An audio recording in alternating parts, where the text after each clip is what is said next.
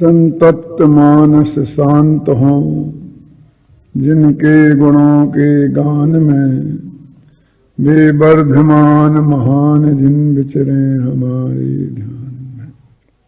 नमः समय साराय स्वानुभूत्या चकास्ते चित स्वभावाय भावाय सर्वभावांतरच्छदे। समय सार परमागम की चर्चा चल रही है। निर्जरा अधिकार समाप्त होने को है, फिर बंध अधिकार की चर्चा आरंभ करेंगे। निर्जरा अधिकार में 2 व्याख्यानों में विस्तार से बात हुई। सिर्फ इस अधिकार के अंत में सम्यक दर्शन के 8 अंगों का वर्णन है, क्योंकि सम्यक दृष्टि के भोग निर्जरा हेतु हैं, ये बात कही थी। तो सम्यक दृष्टि क्या होता है, कैसा होता है, उसका स्वरूप क्या होता है, उसकी परिणति कैसी होती है, ये बताना भी आचार्य देव ने आवश्यक समझा। इसलिए इस अधिकार के अंत में सम्यक दर्शन के 8 अंगों की चर्चा की। निशांकित अंग, निशांकित अंग का प्रायः सर्वत्र ही ऐसा अर्थ किया जाता है कि जिन वच में शंका न धार, जैसे छड़ा की पंक्ति में है कि जिनेन्द्र भगवान ने जो कुछ भी कहा है उसमें तू चित्त में शंका लाना, वो शंका नाम का दोष है और उसमें शंका पैदा नहीं होना, इन संकित नाम का अंग है। लेकिन कुंदाचार्य देव ने इसका एक नया दृष्टिकोण ही प्रस्तुत किया है। जैसा कि 228वें गाथा में है, समय सार 373 पृष्ठ पर, सम्मा दिट्ठी जीवा निशंका होन्ति निर्भया तेण सप्त भय विप्र मुक्का जम्मा तम्मादु निशंका। कि सम्यक दृष्टि निशंक होते हैं क्योंकि वे निर्भय होते हैं। उन शंका का अर्थ यहां भय किया है इन्होंने। और 7 प्रकार के भय होते हैं, सप्त भय विप्र मुक्का। उस 7 प्रकार के भयों से वो रहित होते हैं, इसलिए वो निशंक अंग के धारी हैं। यदि थोड़ी गहराई से विचार करें तो दोनों बातों में कोई खास अंतर नहीं है, क्योंकि जिन 7 भयों की चर्चा अभी आगे करेंगे अपने यहां, वो 7 भयों से रहित वो सम्यक दृष्टि क्यों होते हैं, कैसे होते हैं। तो उन्होंने जिनेन्द्र भगवान की वाणी में ये पढ़ा कि आत्मा तो अजर है, अमर है, अनादि अनंत है, देह तू नहीं है, तेरी नहीं है, तू उससे भिन्न भगवान आत्मा है। तो उसकी निर्भयता का आधार वे जिनवाणी के ही वचन तो हैं,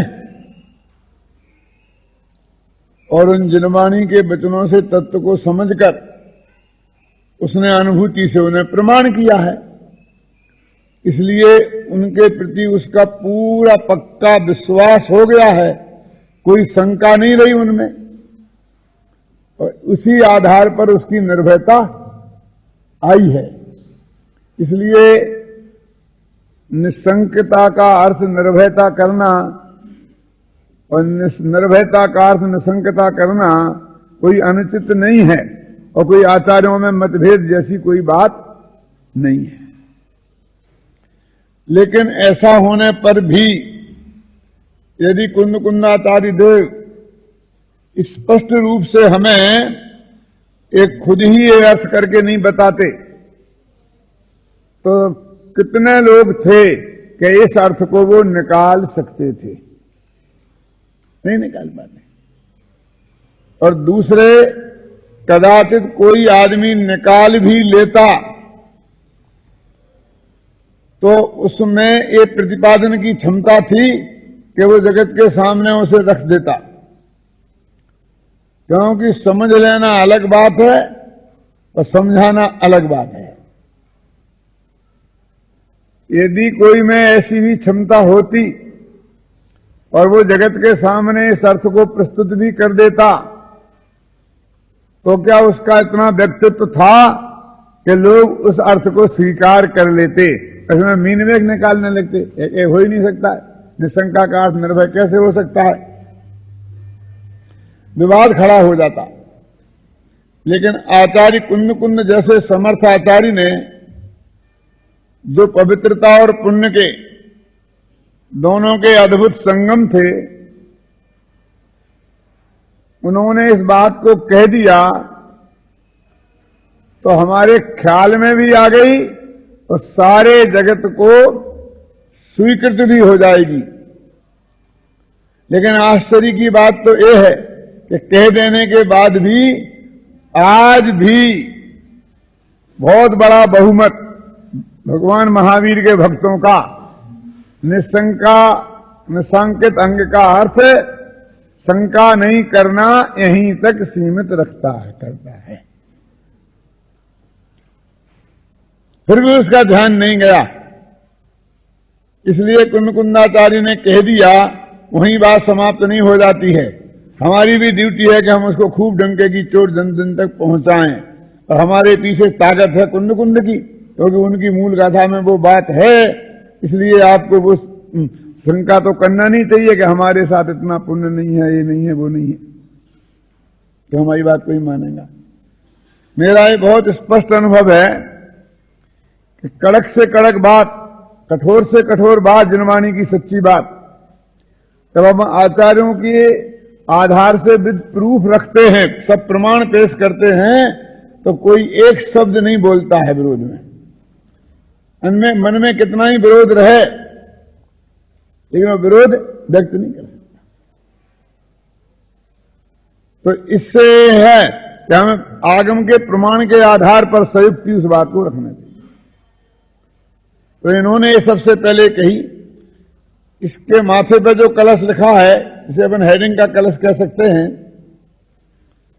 उसमें भी उन्होंने सम्यक दृष्टि की इसी बात की बहुत अच्छे शब्दों में उसको व्यक्त किया है। देखो, सम्यक दृष्टः एव साहसमिदम्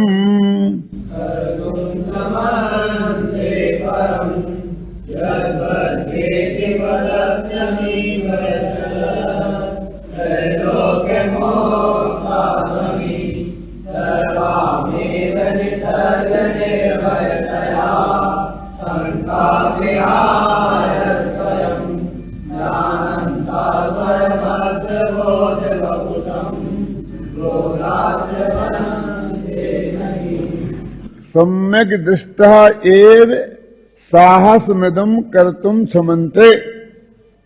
इस दुनिया में सम्यक दृष्टि जीव ही ऐसे हैं जो इस प्रकार का साहस कर सकते हैं। कोई दूसरे ऐसा साहस कर ही नहीं सकते हैं। तो कौन सा साहस है? समुद्र में डूबना है, आकाश में उड़ना है, आकाश से जमीन पर गिरना है, क्या करना है?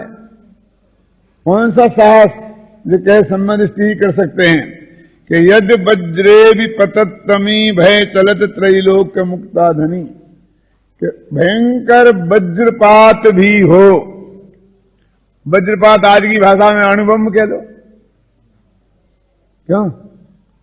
भयंकर वज्रपात भी हो कि ऐसा कि ऐसी ध्वनि निकले उससे, त्रैलोक्य मुक्ता ध्वनि, जिसकी ध्वनि से भय चलत त्रैलोक्य, कि भय से तीनों लोक चलायमान हो जाएं।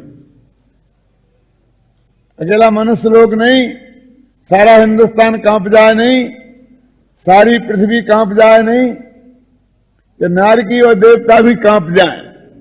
तीन लोक जिसके भय से कांप जाएं, ऐसा वज्रपात हो तो भी अंदर में भय पैदा नहीं हो, ऐसा साहस सम्यक दृष्टि ही कर सकते हैं।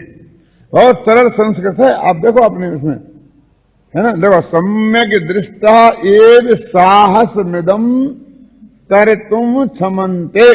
सम्यक दृष्टि ही ऐसा साहस कर सकते हैं। कैसा? कि यदि वज्रे भी पतत्तमी, कि जहां वज्र का भी पात हो। कैसा वज्र का पात हो? कि त्रैलोक मुक्ता ध्वनि, जिसकी ध्वनि से 3 लोग भय से चलित हो जावे, है ना, भय चलित, है ना। लेकिन वो भय से चलित नहीं हो। सर्वामेव निसर्ग निर्भयतया शंकाम व्यायम स्वयं। लेकिन सर्व प्रकार से निर्भय। और कैसा निर्भय? निसर्ग, बिल्कुल स्वाभाविक। ऐसा नहीं है कि देखने कौन माई का लाली करता है, लाओ मेरी बंदूक, देखने में बंदूक के सहारे ख्याल है ना, और भगवान अच्छा ही करेगा और मेरी किस्मत में जैसा होना होगा। ऐसे कायरतापूर्ण चिंतन के आधार पर नहीं। क्या निर्भय तो हो रहा है, लेकिन निर्भयता का आधार क्या है?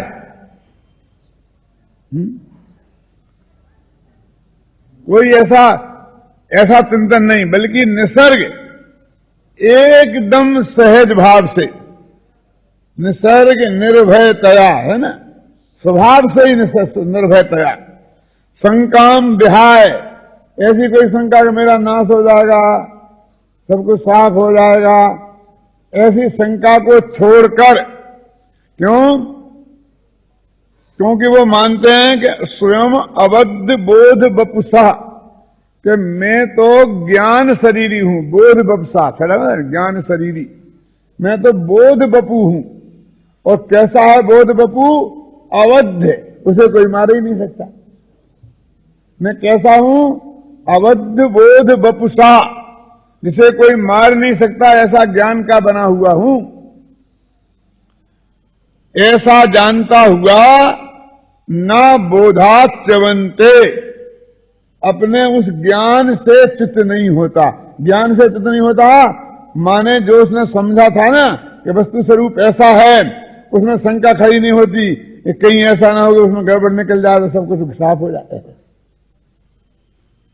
बोधात न च्यवन्ते, अपने उस ज्ञान से चित्त नहीं होता है, बिल्कुल सहज निसर्ग स्वभाव से शांत रहता है। ऐसा साहस सम्यक दृष्टि में ही होता है। देखो, इसका कलश पद्यानुवाद है, बिल्कुल सरल भाषा में, है ना। तुम्हारे पास है कि नहीं है? इस किताब में देखो, कौन सा 154 में कोई नई किताब आई तुम्हारे हाथ में क्या? अच्छा, वज्र का हो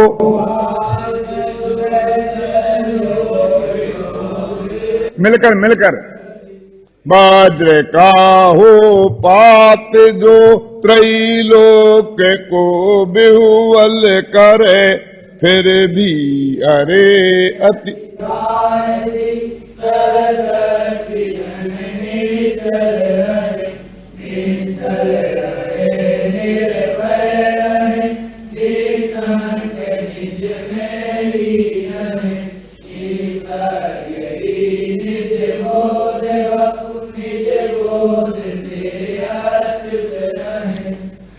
फिर इसके बाद में उन्होंने उन 7 भयों की चर्चा की है कि जगत में जिनके भयों से लोग व्याकुल होते हैं। तो अमृतचंद्राचार्य देव ने आत्मख्याति नामक टीका में 6 छंदों के माध्यम से 7 भयों की चर्चा की। 6 छंद क्यों, 7 छंद क्यों नहीं? कि शुरू के जो 2 भय हैं, इहलोक भय और परलोक भय, वो लगभग एक से हैं। लोगों को इहलोक भय का मतलब क्या है कि मेरे इस भव में मेरे पुण्य के योग से अथवा मेरे प्रयत्नों से, जैसा जो माने, मैंने जो चारों तरफ अनुकूल संयोग बना रखे हैं, ये कहीं बिखर न जाएं, इसका नाम है इहलोक भय। समझे ना? इहलोक भय माने इहलोक में जो मेरे अनुकूल संयोग हैं, कैसे भी मान लो कि मैंने अपने प्रयत्नों से बनाए, जब भाग्य के उदय से मेरे को मिल गए हैं, लेकिन ये बने रहे। हर एक आदमी को चिंता होती ना, ये सब मामला बिखर न जाए। इसको बोलते हैं इहलोक भय। और परलोक भय कि मैं मर के नरकादी गति में न चली जाऊं, कुकरी कुदरी के पेट में न पैदा हो जाऊं, मेरे अच्छी ही गति हो, इसको बोलते हैं परलोक भय। तो ये दोनों भयों से रहित होता है सम्यक दृष्टि।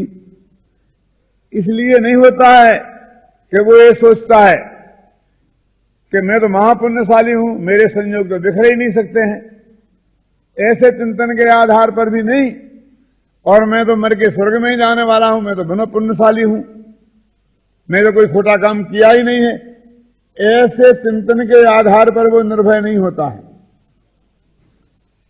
राजा सनक जैसे सम्मति नरक में भी तो गए, तो उसके चिंतन का आधार क्या होता है, वो अमृतचंदाचार्य देव ने इन कलशों में व्यक्त किया है। अपने पास समय बहुत कम है, इसलिए अपने को संस्कृत के छंद नहीं पढ़ के हिंदी के ये 6 छंद हैं आपके सामने, इन्हें अपन पढ़ते हैं और उन भयों से वो निर्भय कैसे होते हैं। जो ये पहला छंद 155वां है, यही लोग भय और परलोक भय उसे नहीं होते हैं, तो उसका चिंतन का आधार क्या है? देखो पढ़ो, यही लोक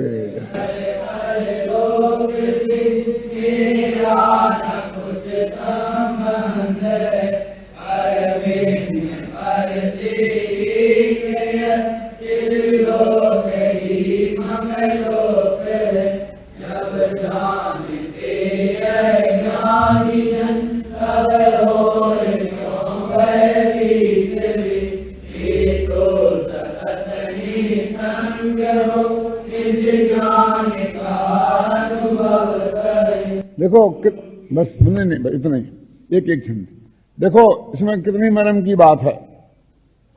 वो ये कहते हैं ये लोग को परलोक से मेरा क्या लेना देना है। ये नहीं कहते हैं कि ये बिखरेगा नहीं। जिन संयोगों को हम यही लोग कहते हैं, अपन कहते हैं हमारी दुनिया तो यही है, ये टोड़ा हमारे स्मारक भवन, आप सब लोग 150 विद्यार्थी ऐसा बोलते ना अपन, हमारी दुनिया तो यही है, बाल बच्चे क्यों। तो ये जो संयोग है, हर एक आदमी ने ऐसी अपनी अपनी दुनिया बना रखी है। घर और दुकान, घर और दुकान, घर और ऑफिस, हमारी दुनिया तो यही है। क्यों अजित बाबू, बस लोगों को बीमा कराना है, हमारी दुनिया तो बस यही है। जो अपने संयोग बना रखे हैं हमने, उसको अपनी दुनिया मानते हैं। तो वो कहते हैं कि ये मेरी कोई दुनिया फुनिया नहीं है, मेरा इसमें कोई है ही नहीं, मैं तो नक्की कर लिया है। ये शरीर भी मेरा नहीं है, स्त्री पुत्र मकान जायदाद मेरे नहीं है, और जो भी पुण्य के उदय से संयोग मिले हैं वो कोई मेरे नहीं हैं। क्या? और परलोक कि मैं अच्छी गति मिलेगी, अच्छी गति मिलेगी। अरे मैं तो मारणाओं से भिन्न हूं ना। वो जो 29 बोल है ना, 29 बोल, उनमें गुणस्थान और मांगना स्थान आते हैं। तो एक गति मांगना से मैं भिन्न हूं, तो कहां की नरक गति है, कहां की मनुष्य गति, कहां की देव गति, ख्याल में है ना।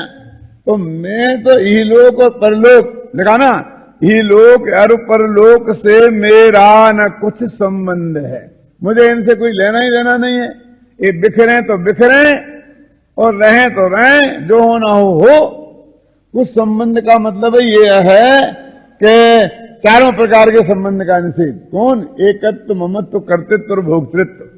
ना मैं इनका करता हूं, ना मैं इनका भोगता हूं, ना मैं इनका स्वामी हूं, समझे ना, ये मैं हूं, ये कोई भी मेरा संबंध नहीं है। और इनसे भिन्न जो चैतन्य लोक है, चैतन्य लोक माने मेरा आत्मा के अनंत गुण और अनंत गुणों का अखंड पिंड भगवान जो आत्मा, बस मेरा पूरा समाज, मेरा देश, मेरा परिवार, मेरा जो कुछ है, बस मेरी सीमा तो यहां तक है। चिल्लोक है मेरा लोक, तो चिल्लोक है, न ही लोक है न परलोक है। चैतन्य लोक मेरा लोक है, वो कहते बस। और उसमें कुछ होने वाला नहीं है, अनादिकाल से ही नहीं हुआ, तो अब क्या है। जब निगोद में रहा तब भी उस चिल्लोक में एक गुण भी कम नहीं हुआ, एक प्रदेश भी कम नहीं हुआ। तो कैसा ही वज्र का पात हो, मेरे चिल्लोक में, बोध शरीर में, ज्ञान शरीर में कोई ऐसी विघ्न खड़ा होने वाला नहीं है, हो ही नहीं सकता। वो विघ्न से रहता ही है ना, क्योंकि जिस पर्याय में विघ्न होता है, मैंने पर्याय से नाता तोड़ दिया, वो ही मैं नहीं हूं। ये चिंतन का आधार है। देखो सारे जगत के चिंतन का आधार क्या है? अब हम निश्चिंत हो गए हैं, क्योंकि अब भी हम भी एक अणुशक्ति हो गए हैं। कैसा सुरेश जी?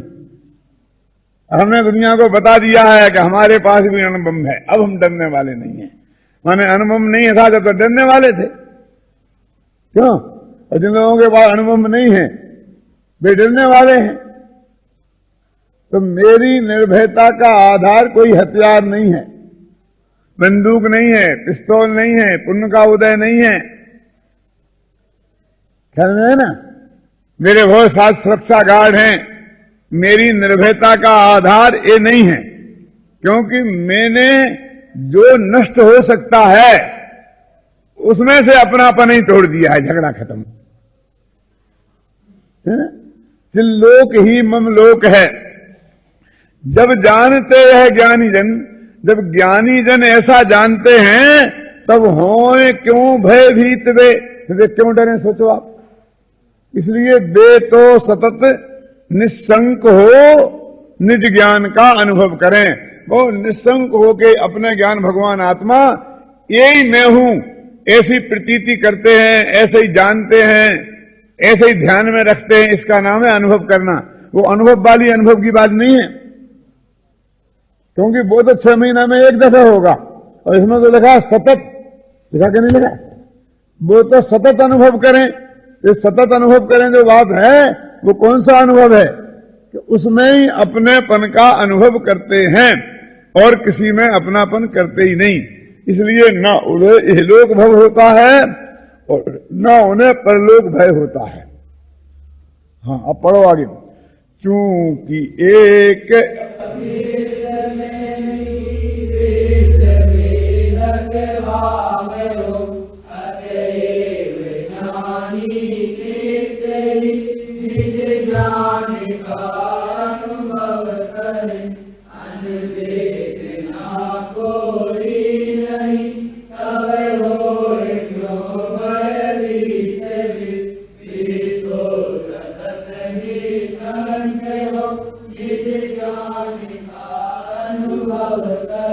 वेदना भय समझते हो? वेदना भय के बहुत तकलीफ होती है, फोड़ा हो जाता है, फुंसी हो जाती है, कभी कभी सिर में दर्द होता है, माइग्रेन का दर्द होता है। क्यों? कितने कितने दर्द होते हैं।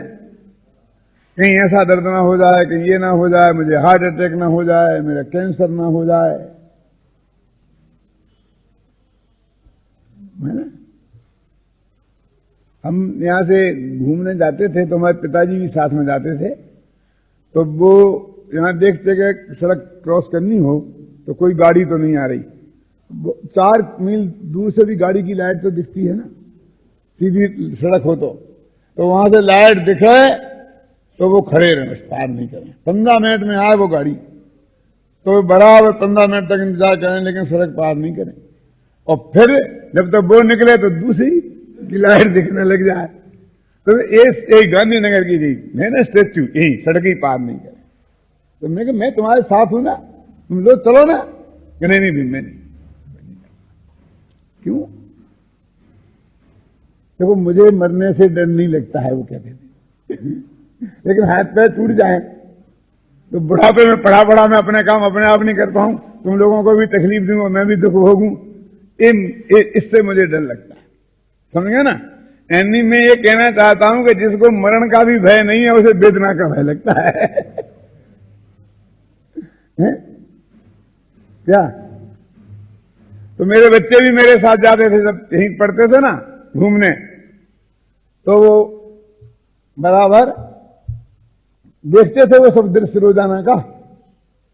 और अब पिताजी का तो स्वर्गवास हो गया और बच्चे बड़े हो गए, भाग गए यहां से, फिर इधर आए।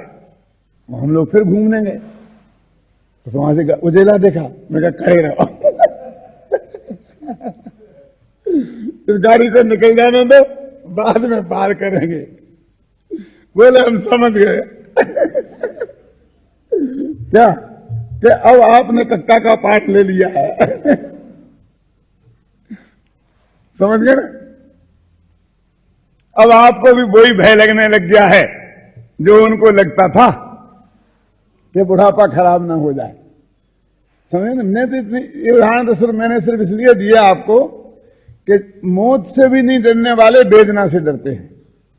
अब वो कहते हैं आचार्य कि मुझे वेदना का भय नहीं है। क्योंकि समझ से कोई वेदना नहीं होगी, उसे भी तकलीफ तो हो ही सकती है। राजा शौनक को मरते समय कैसा विपरीत संयोग हो गया था।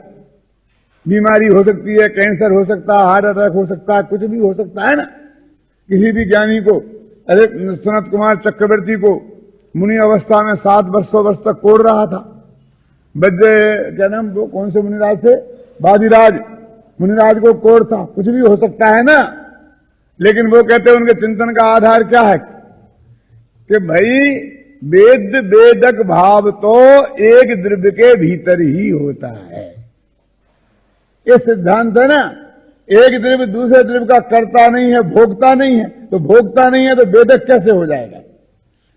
मैं तो अपने को ही वेदन करता हूं। ये है जो पर को नहीं जानने की विद्यमान होता जानना। जो कहते हैं ना पर को नहीं जानता, माने मैं तो अपनापन अपने में ही वेदन करता हूं।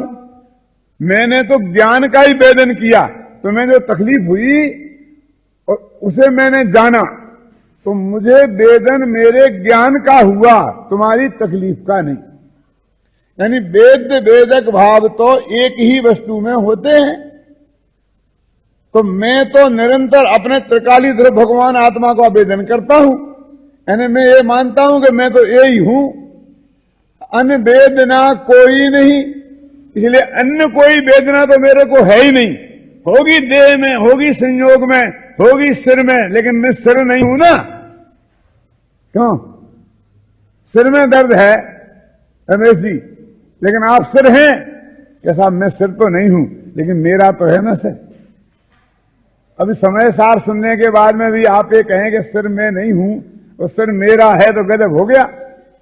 मैं तो पहले ही दिन से रट लगा रहा हूं कि ना ये शरीर में हूं, ना मेरा है, ना मैं इसका करता हूं और ना मैं इसका भोगता हूं। क्यों? ये सिर मेरा तो नहीं है, ये सिर मैं तो नहीं हूं। मेरा तो है कि मेरा तो नहीं है, लेकिन इसमें दर्द हो जाएगा तो भोगना तो मुझे ही पड़ेगा। ये आता कि नहीं आता? क्यों? तुमने तो कह दी टांग टूट गई, टूट जाने दो। खेमचंद भाई व्याख्यान दिया करते थे तो वे कहते थे अपना हाथ कट जाए तो अपना क्या गया, अपने तो ज्ञान में वृद्धि हो गई। तो क्या वृद्धि हो गई कि हमने जान लिया कि हाथ कट गया। क्यों कोमल चंद जी, आपने सुना होगा। मैं कही क्या बात कर रहे हैं, ज्ञान में वृद्धि हो गई। उस वक्त मुझे बहुत अड़पड़ा लगता था कि कैसी बातें करते हैं। कहते हाथ कट जाएगा भैया तो भोगना पड़ेगा। तुमने कह दी हाथ कट जाएगा ज्ञान हो जाएगा। अरे भोगना तो हमको ही पड़ेगा ना। एक गिलास पानी पीने के लिए पराधीन हो जाएंगे। तो वो कहते हैं कि भाई वेद वेदक भाव दो द्रव्यों के बीच में होता ही नहीं है। तो मैं तो अपने आत्मा का वेदन करता हूं, मेरे अन्य कोई वेदना है ही नहीं।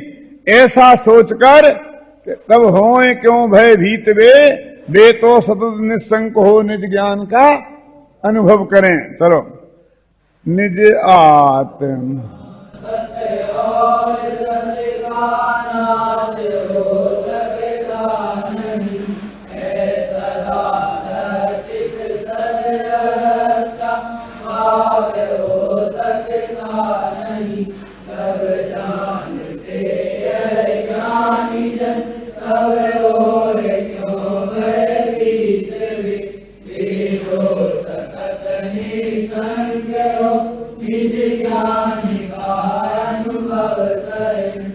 एक होता है कौन सा भय? अरक्षा भय, कि भाई हमारी सुरक्षा का इंतजाम होना चाहिए, कहीं कोई गड़बड़ नहीं हो जाए, है ना। अरक्षा का भय जो हमारे अंदर में आता है, तो वो कहते हैं उनका सोचना क्या है ज्ञानी जीवों का। ऐसा नहीं है कि मैं तो 4 चौकीदार रख लिए बंदूक वाले, अब मेरे को काय का डर है। इंदिरा गांधी को उनके चौकीदारों ने साफ कर दिया था। क्यों? तो कहते सम्यक दृष्टि जीव कि उनको आरक्षा भय क्यों नहीं होता है? तो वे क्या सोचते हैं कि भैया मैं तो आत्मा हूं ना, मैं आत्मा हूं और आत्मा सत्य है और सत्य का अंत है। निज आत्मा सत्य और सत्य का नाश हो सकता नहीं। देखो, वो सदा ही सुरक्षित है। इसलिए मेरे अंदर में आरक्षा भाव कहां से पैदा होगा? ख्याल में है ना? जब जानते हैं ज्ञानी जन, जब ज्ञानी जीव ये जानते हैं, तब भोए क्यों भयभीत वे, फिर वे क्यों डरे? इसलिए वे तो निस्संक होकर निरंतर निज ज्ञान का ही अनुभव करते हैं। ये अंतिम पंक्ति 6 ही कलशों में एक सी है। अंतिम क्या? अंतिम एक नहीं, अंतिम डेढ़ पंक्ति। तब हो क्यों भयभीत वे, यहां से लेकर संस्कृत में भी ऐसा ही है। बनारसी दास ने जो पद्यानुवाद किया उसमें भी ऐसा ही है। अंतिम पंक्ति बिल्कुल एक सी है। हाँ, चलो आगे।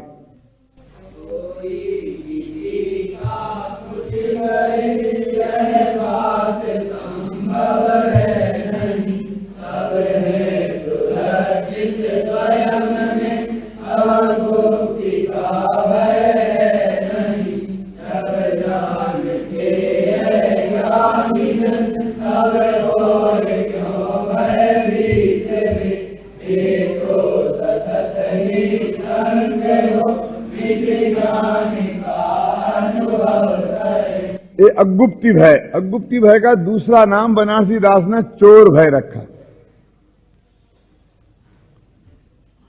क्योंकि ऐसा लगता है ना, वो आरक्षा भय और अगुप्ती भय में क्या फर्क है? तो आरक्षा भय तो मेरा कोई नष्ट ना कर दे, मेरे और मेरे संयोगों को, और अगुप्ती भय माने मेरी बात प्रकट ना हो जाए।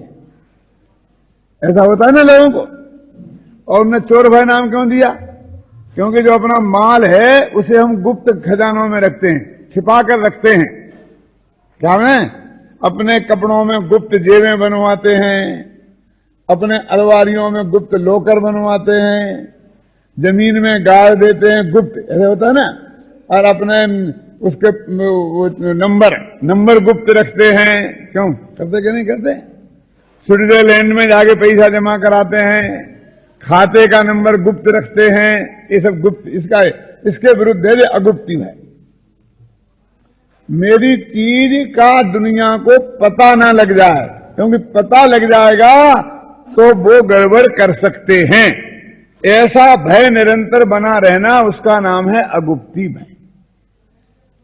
ये चोर भय, मैं अपने माल का पता लग जाएगा तभी तो कोई चोरी करेगा ना। अपनी जेब में पैसा है तभी पता लगेगा, तभी तो जेब कतरे लगेंगे अपने पीछे। जब अपन का अपनी जेब में पैसा नहीं होने पता चल जाए तो अपने पीछे जेब कतरे लगेंगे नहीं। इसलिए बनारसी दास ने इसका दूसरा नाम रखा चोर भय। लेकिन चोर भय में अकेले चोरी का ही भय थोड़ी है। बात तो गुप्त होने से आगे गवर्नमेंट वाले छापा मार दें, इनकम टैक्स वाले छापा मार दें। अब तो कोई चोरी थोड़ी लूटते हैं। अब तो बहुत लुटेरे हो गए हैं। इसलिए अगुप्ती भय का नाम अगुप्ती भय ही बढ़िया है। क्यों? तो क्या कहते हैं? देखो, वे कहते हैं कि अगुप्ती भय क्यों है कि मेरा कोई गड़बड़ कर देगा, उसे पता चल जाएगा। मेरी लड़की की सगाई की बात वहां चल रही है, यदि किसी को पता चल गई तो वो जाके चुगली खा करके मेरा मामला बिगाड़ देगा। क्यों? इसका भी तो भय होता है ना। तो लोगों को पता चल जाएगा तो वो मामला गड़बड़ कर देंगे, इसके कारण वो गुप्त रहना चाहता है। अब सम्यक दृष्टियों का चिंतन क्या क्या है कि जब कोई किसी का भला बुरा कर ही नहीं सकता है तो बात गुप्त हो चाहे प्रकट हो जाए, उससे क्या फर्क हो सकता है? और ज्ञान से क्या छिपा है? सारे ज्ञानों का स्वभाव ज्ञान को अपना ज्ञान देना है और ज्ञान का ज्ञेयों को जानना है। अब दोनों दो ही तरफ से है। मियां बीवी राजी तो क्या करेंगे काजी? वो लड़की कहती है मर जाऊंगी लेकिन इसके साथ दूसरे से शादी नहीं करूंगी। लड़का कहता है मैं मर जाऊंगा। क्यों? अब कोई क्या कर सकता है? जब गे कहते हैं कि मैं ज्ञान को अपना सारा रहस्य खोल दूंगा, किसी के गुप्त कुछ भी नहीं रखूंगा, और ज्ञान कहता है कि मैं जान लूंगा। अब जनवाने वाला भी तैयार और जानने वाला भी तैयार, और तू गुप्त कैसे रह सकता है? तेरा एक गुप्त वाला जो मामला है कि बात खुल ना जाए, बात खुल ना जाए, बात खुल ना जाए। बात खुलने की बात वस्तु के स्वरूप में पड़ी है, समझे कि नहीं समझे ना? क्योंकि वो बात भी खुलने के लिए तैयार बैठी है और खोलने वाला ज्ञान भी उसे जानने के लिए तैयार बैठा है। दोनों तरफ से वस्तु का स्वभाव ऐसा है, उसे दुनिया की कोई ताकत रोक नहीं सकती। तो वो कहते हैं कि इस भय का इंतजाम किस चिंतन से हो कि ऐसा नहीं कि बात छुपी रह सकती है। वो कहते कोई किसी का कर नहीं सकता ना, इसी डर के मारे तो तू गुप्त रखना चाहता है ना। जब कोई किसी को कर नहीं सकता तो फिर तेरे को गुप्त रखने का भाव क्यों? देखो पढ़ो क्या है, कोई किसी का कुछ करे यह बात संभव ही नहीं। मूल समस्या तो यह है, गुप्त क्यों रखना, गुप्त क्यों रखना? कोई किसी का कुछ करे यह बात संभव है नहीं। सब हैं सुरक्षित स्वयं में, सब अपने अपने में सुरक्षित हैं। अगुप्ती का भय है नहीं, तो अगुप्ती का भय काहे का?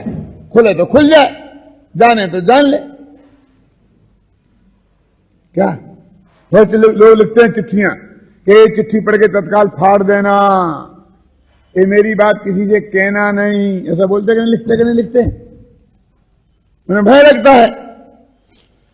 मैंने आज तक किसी चिट्ठी में ऐसा नहीं लिखा कि फाड़ देना। मेरा ये नियम है कि मैं एक पंक्ति लिखता हूं तो ये जान के लिखता हूं कि एक गारंटी सी सारी दुनिया जानेगी, वो गारंटी से समझ लो इसको सबको बताएगा, ये मान के ही लिखता हूं। भाई साहब झगड़ा ही नहीं, गुप्ती का भाई लिखना। और किसी से बात कहता ही नहीं हूं कि मैं तुमसे कह रहा हूं, कहना नहीं, क्योंकि मेरे से ही नहीं रहा जा रहा है तो इससे क्या रहा जाएगा? ये सारे जगत तक पहुंचेगी, ये जान के ही बात करो। जो कंट्रोल करना हो यहीं कर लो, और नहीं होता है तो मत होने दो। ये मत सोचो कि मैंने इससे कह दिया कि तू कहना मत, कि तू किसी को पता नहीं, फाड़ के फेंक देना। तूने फाड़ के फेंक देना जिस चिट्ठी में लिखा है, उस चिट्ठी मिलते ही फटाफट 10 फोटो कॉपी कराएगा कि ये चिट्ठी मेरे हाथ लग गई है, अब कहीं गड़बड़ ना हो जाए, क्योंकि मेरा किसी को नहीं बताने की चिट्ठी है। और साधारण चिट्ठी को कोई संभाल के ही नहीं रखता है, कोई पढ़ता ही नहीं है, किसी को बताने का भाव ही नहीं होता है। देख भैया मैं तेरे को बता रहा हूं, ये चिट्ठी किसी को बताने की नहीं है, इसने लिखा है किसी को बताना नहीं। कितने लोगों को ऑब्लाइज कर देगा वो, कितने लोगों को माथे पर छोड़ देगा। मैं तू मेरा कितना गुप्त आदमी है, किसी गुप्त चिट्ठियां भी मैं तेरे को बताया करता हूं। ख्याल में आया क्या नहीं आया? वो बड़ा संदेह हो गया। क्या जब कोई कुछ कर ही नहीं सकता, प्रकट हो तो हो और नहीं हो तो जो करना वो खुला, ना खुला करने की कोशिश करना, ना छिपाने की कोशिश करना। दुनिया जाने तो जान ले, नहीं जाने तो नहीं जाने। ना दुनिया जाने हमारे को ये राग है, ना दुनिया नहीं जाने ये राग है। जब कोई किसी का कुछ कर ही नहीं सकता है तो काय को भी अगुप्ती भय हो। देखो सब जानते यह ज्ञानी जन होए क्यों भयभीत दे तो सतत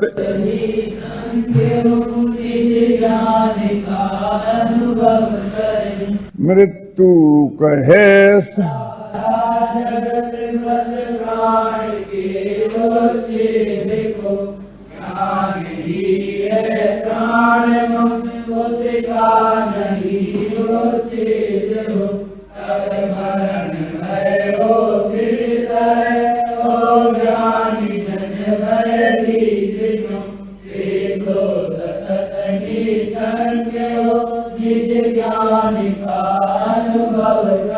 एक मरण भय कि मरना जाए, मरना जाए, मरना जाए, तो बहुत इंतजाम करते हैं। ख्याल में है ना, कोई हमें मार ना दे इसके लिए हमने हजारों गोलियां बनाई हैं, और बिना मारे ही ना मर जाएं इसके लिए भी हजारों गोलियां बनाई हैं। क्यों? वे दवाई की गोलियां हैं, वे बंदूक की गोलियां हैं, ये सब गोलियां काहे के लिए बनाई हैं? मरण, बस मरण भय, मर न जाऊं, मर न जाऊं। आचार्य कहते एक दफे तुम विचार तो कर, मरण कहते किसे हैं, मरण की परिभाषा क्या है, डेफिनेशन क्या है?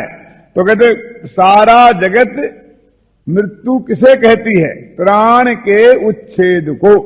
ये 10 प्राण है ना अपने, ये प्राणों का उच्छेद हो जाना। प्राण माने क्या? मन वचन काय और 5 इंद्रियां और आयु और श्वासोच्छ्वास। क्यों? इसी का नाम 10 प्राण है और इनके उच्छेद को सारा जगत मरण कहता है।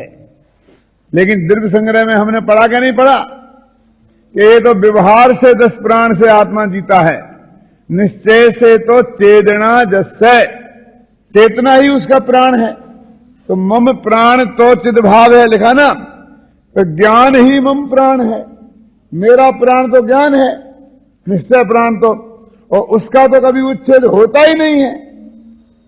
इसलिए प्राण का उच्छेद कभी होता ही नहीं है, तो मरण भय आया कहां से? समझे? तब मरण हो, भय हो किस तरह? तो मरण भय कैसे हो सकता है? और ज्ञानी जन भयभीत क्यों हो? तब मर हो वे तो सतत निस्संक हो, निज ज्ञान का अनुभव करें। बोलो इसमें अच्छा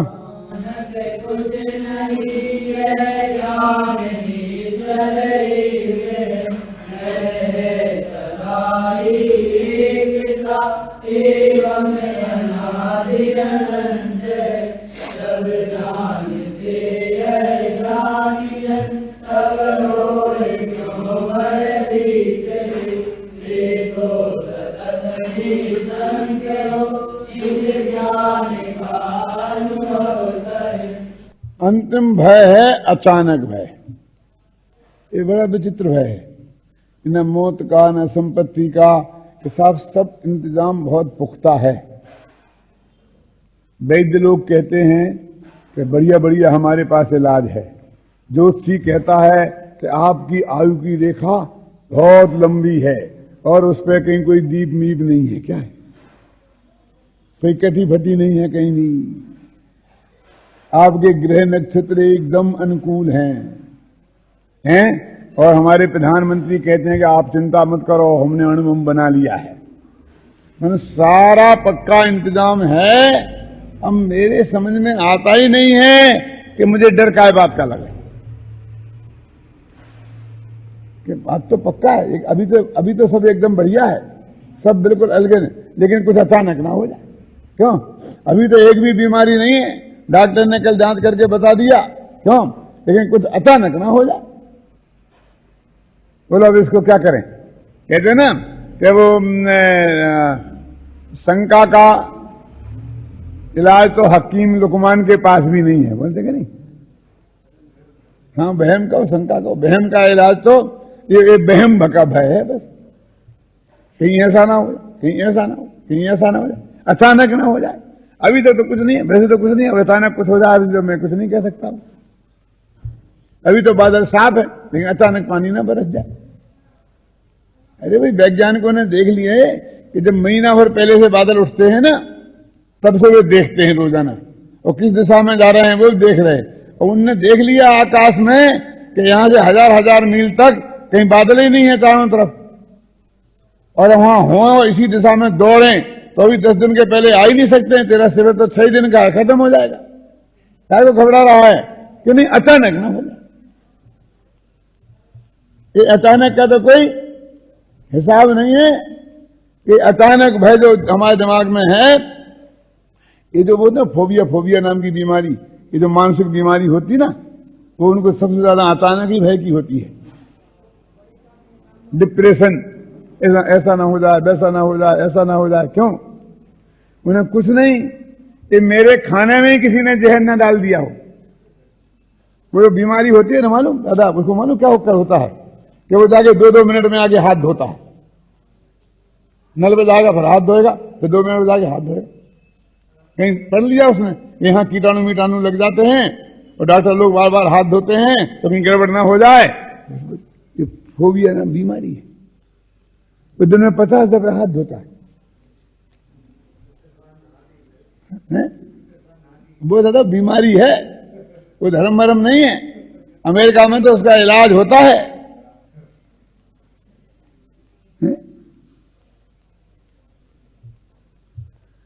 क्योंकि कुछ अचानक ना हो जाए, कुछ अचानक ना हो जाए, अशुद्ध नहीं हो जाऊं मैं, ऐसा नहीं हो गया हो, ऐसा नहीं हो गया हो, ऐसा नहीं हो, किसी छुप नहीं गया हूं। शास्त्र में लिखा है कि शुद्धि पूर्वक ही भगवान की पूजा करना चाहिए, कि मैं छुप नहीं गया हूं। ये किसने बताया तेरे को? तो वो पंडित जी आए थे ना, प्रतिष्ठाचार्य जी, उनने बताया था। उन प्रतिष्ठाचार्य जी ने बताया था, जब वे पंचकल्याण कराते हैं और धोती दुपट्टा पहन के लोग जाते हैं, और वो कितने लोग छूते हैं, मैंने क्यों छापा जी? सारे ही लोग छूते हैं।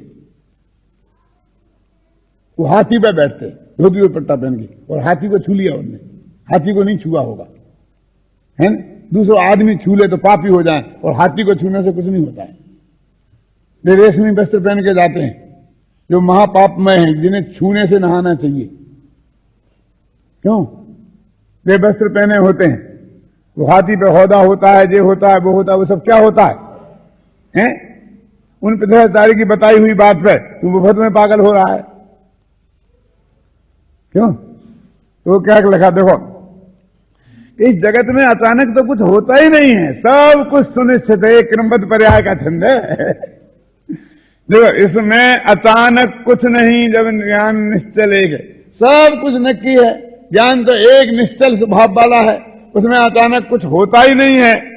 यह सदा एक सा ही रहता है, अनादि है, अनंत है, परिणमनशील है तो परिणमनशील है। अचानक परिणमनशील ध्रुव बन जाए, त्रिकाली ध्रुव परिणमित हो जाए, ऐसा कभी होता ही नहीं। भव्य अभव्य हो जाए, अभव्य भव्य हो जाए, ऐसा कभी कुछ भी अचानक होता नहीं है। जब ज्ञानी जन ये जानते हैं, तब वे क्यों भयभीत हों? वे तो सतत निस्संक हो निज ज्ञान का अनुभव करें। निरंतर निज ज्ञान का अनुभव करने वालों को कोई भय नहीं होते। देखो, नित्य निसंक सदृष्टि को कर्म बंध नहीं हो, पूर्वोदय को भोगते पूरे निजराधिकार का भाव दो पंक्तियों में आ गया, क्योंकि वो निरंतर निसंक है। तो 8 अंगों का वर्णन क्यों आ रहे? क्योंकि सिद्ध तो निजरा करनी है। भोग के काल में भी सम्यक दृष्टि को निजरा होती है, ये सिद्ध करनी है। उसमें जो 8 अंग की बात आई है कि नित्य निसंक सदृष्टि को, निरंतर शंका से रहित, भय से रहित जो सम्यक दृष्टि जीव हैं, उन्हें कर्म बंध तो होता नहीं है, वो 41 प्रकृतियों का। और पूर्वोदय को भोगते, पहले का बहुत माल इकट्ठा है, नई कमाई तो करते नहीं है, तो उसे भोगते हैं। तो सतत निर्जरा हो, वो भोगते हैं तो उदय में आकर के खिर जाता है। निर्जरा 40 क्या खिर जाता है? वो कर्म ही नहीं, वो भोगने का भाव भी खिर जाता है। पहली गाथा में कहा था निजराधिकार की में, ये द्रव्य निजरा का स्वरूप है, तो कर्म खिर जाता है। और दूसरी गाथा में क्या कहा था कि वे सुख दुख भोगने के बाद कायम नहीं रहते हैं, वे भी खिर जाते हैं। भोग भी खिर जाते हैं और भोगने का भाव भी खिर जाता है।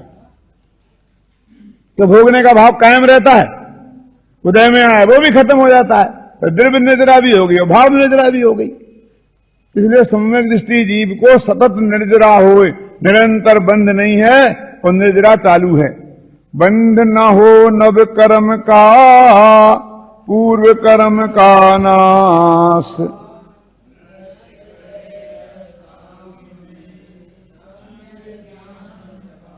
पुराने कर्म का, नए कर्म का तो बंध नहीं होता है, पूर्व कर्म का नाश हो जाता है।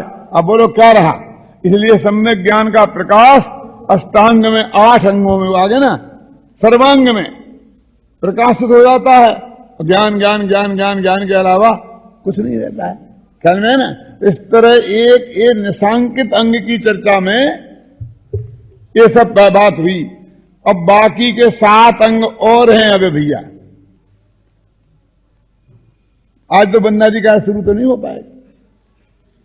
5 मिनट में 7 अंग निपटा नहीं, निपट जाएंगे। एक निकांक्षित अंग है, एक ये सांसारिक भोगों की कोई कांक्षा नहीं होना, इच्छा नहीं होना, इच्छा का मतलब यहां पर चारित्र गुण वाली इच्छा नहीं, ये श्रद्धा वाली, माने सांसारिक भोगों में सुख बुद्धि नहीं होना, इसका नाम है निकांक्षित अंग। तीसरा है निर्विचिकित्सा अंग। निर्विचिकित्सा अंग का होता है, विचिकित्सा माने होती है घृणा,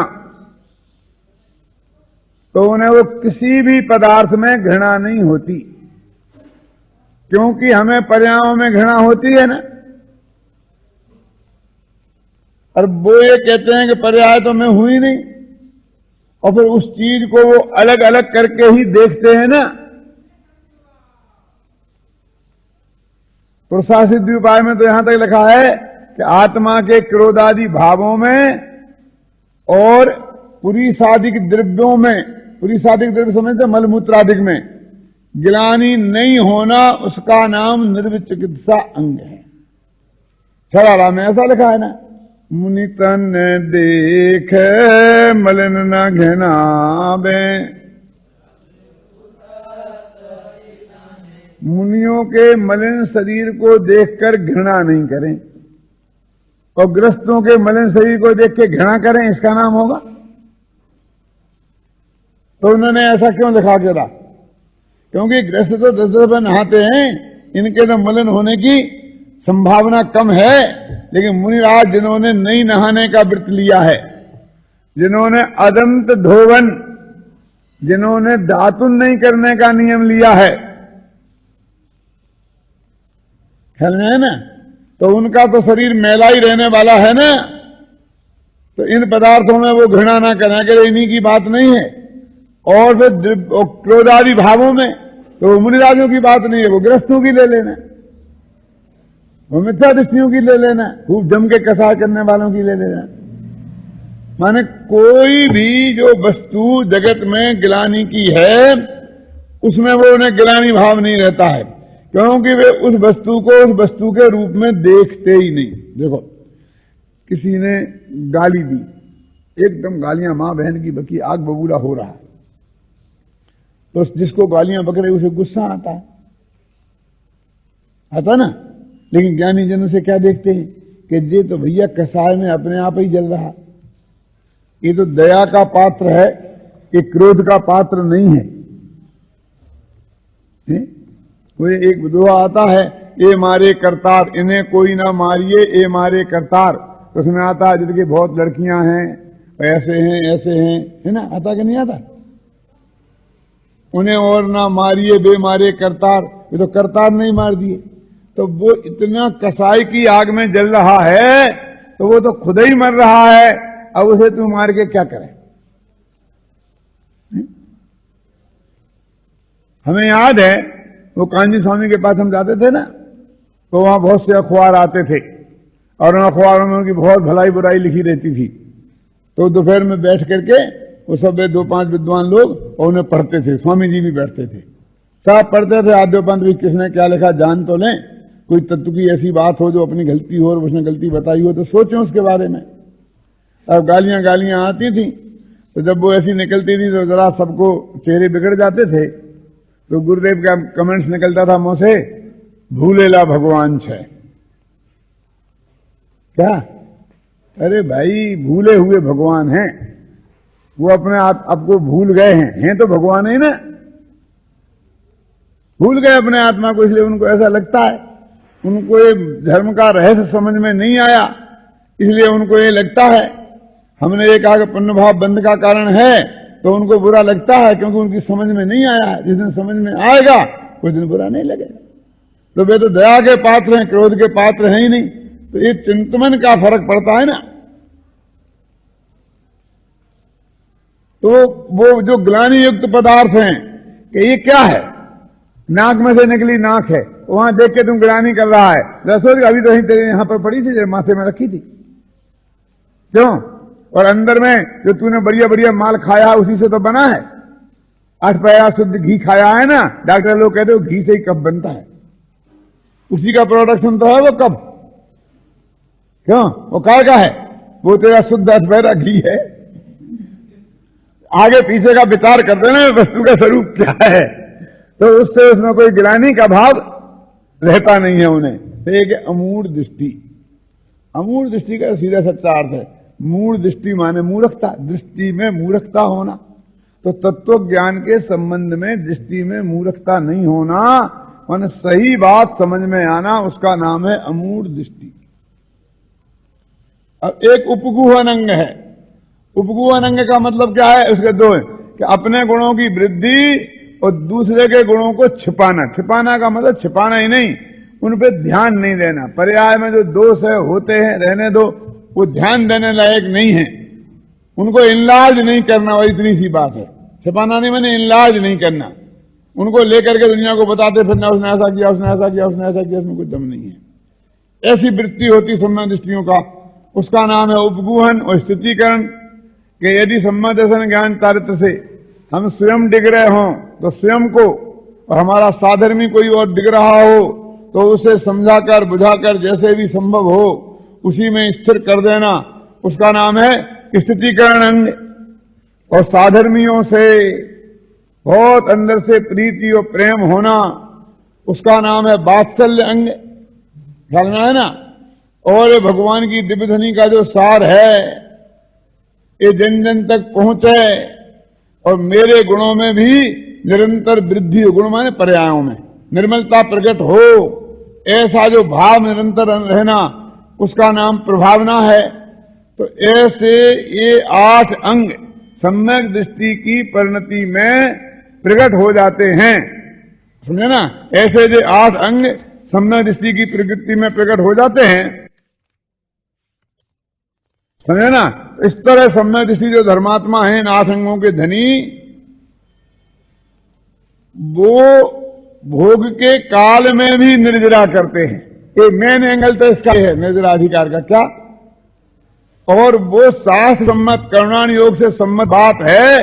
ये कोई प्रशंसा के गीत नहीं है, ये कोई उसे मक्खन लगाने वाली बातें नहीं है, बल्कि ये वस्तु का स्वरूप है कि एक बार तुझे सम्यक दर्शन की प्राप्ति हो गई तो अनंत कर्मों का नाश ऑटोमेटिक प्रक्रिया से अपने आप निरंतर होने लगेगा। और खोटे से खोटे जो कर्म के बंध हैं वो तेरे को नहीं होंगे। कदाचित पूर्वाभ्यास के कारण, पूर्व कर्मोदय के कारण तेरा जीवन में जितनी पवित्रता होनी चाहिए उतनी पवित्रता नहीं भी हो, तब भी तू निरंतर मोक्ष मार्ग की तरफ दौड़ेगा, अनंत अतीन्द्रिय आनंद की तरफ दौड़ेगा। यही भाव है निर्जराधिकार का।